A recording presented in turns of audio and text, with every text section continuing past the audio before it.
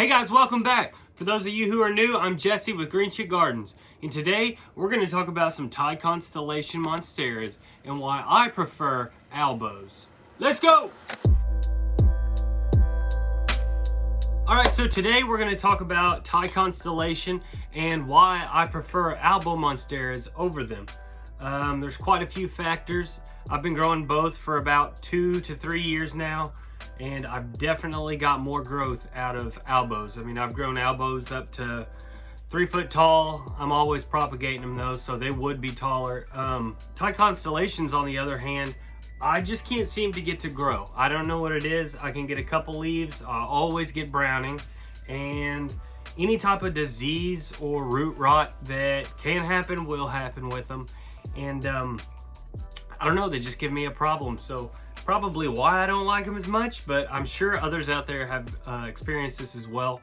Root rot is a very serious problem with Thai Constellation, and I know a lot of beginners experience root rot with the Monstera Thai Constellation, especially at the beginning.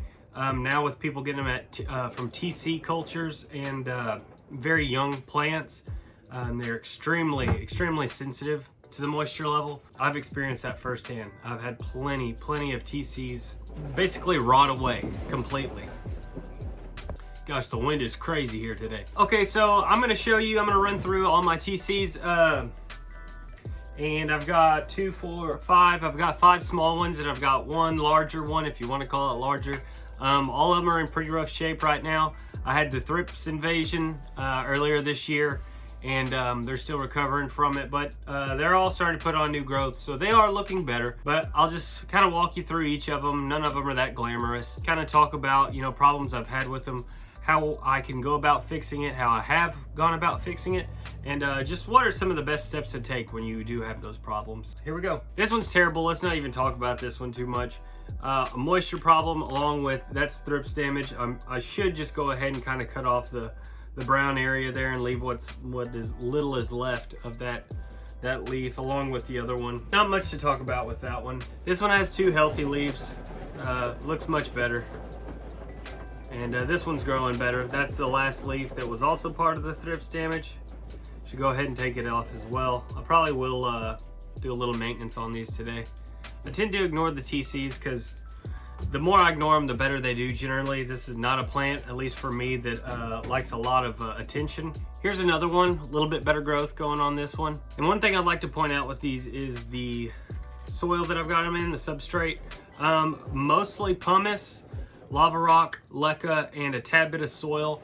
I actually just transferred these over maybe a month to 2 months ago. At the beginning, I was experiencing a lot of root rot. I actually had quite a few more Thai Constellations than this. I got a lot through a good deal on Etsy. They were all TC'd, still in the vials, and essentially all of those rotted away on me. I got 1 out of it, and I couldn't even tell you which one that is now that actually survived. So I had them in a very dry mix.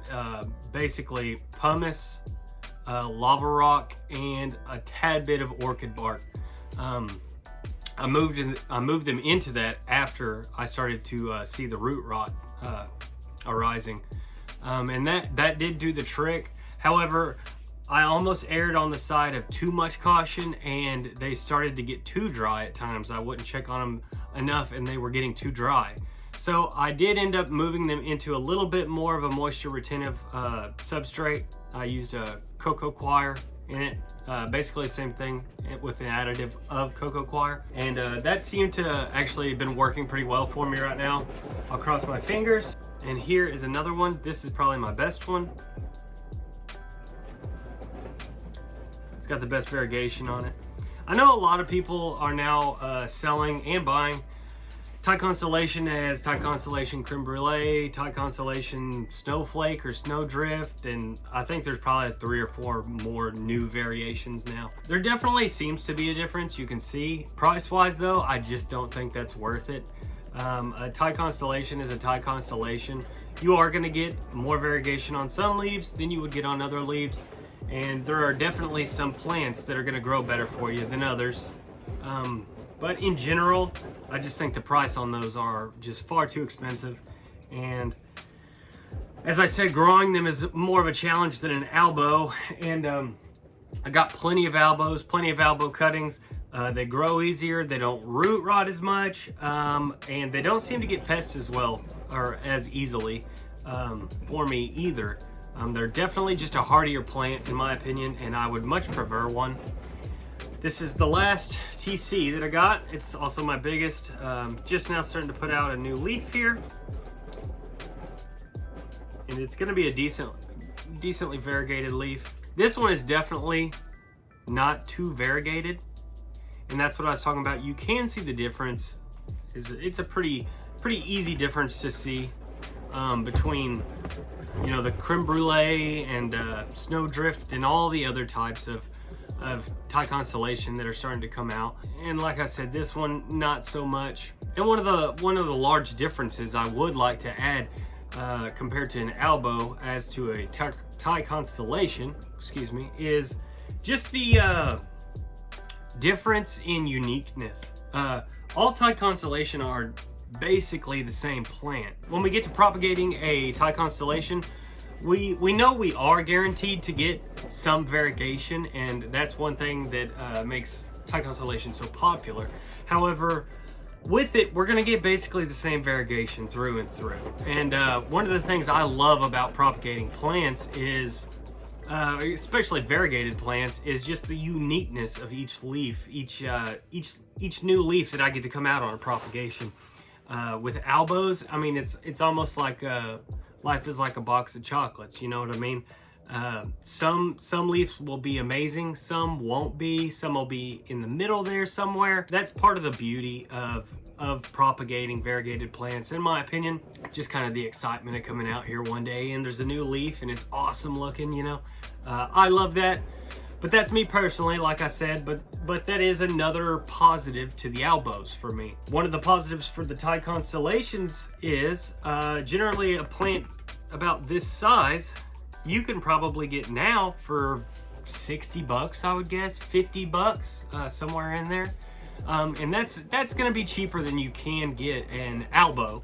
However, you could probably buy an Albo this size for 80, maybe 80 to 100, and that's a fair price, especially if it's a good looking Albo. And so it's more expensive, but I think in the long run, you're gonna risk the health of your plant, especially if you're a beginner. I just go for the extra $20 to $40, buy the Albo. It's easier to grow. It looks better to most people.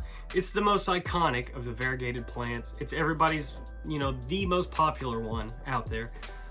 So I'd go with it, not only to say the disease on these plants is much more, the root rot on these plants is much more, the variegation is more predictable and stable, yes, but it's not gonna be as exquisite. You're never gonna get, you know, a super variegated leaf, or at least for the most part you're not. It's gonna be far and few in between. But those are the reasons today I wanted to tell you that in my opinion, Albos are a much better plant than the Thai Constellation. I know there's gonna be some people out there who argue against that, and that's fine. If you have your own opinions, you can leave them in the comments below, and I'd love to talk about it with you. If you have any tips on how I could get better at Thai Constellation growing, I would surely appreciate that too. But thanks for tuning in today, guys. Sorry about the wind outside. It's cold and windy. In here, it's feeling good in about 80 degrees, though. So I'm Jesse with Green Chick Gardens. Please like and subscribe for more content, and I'll see you next time.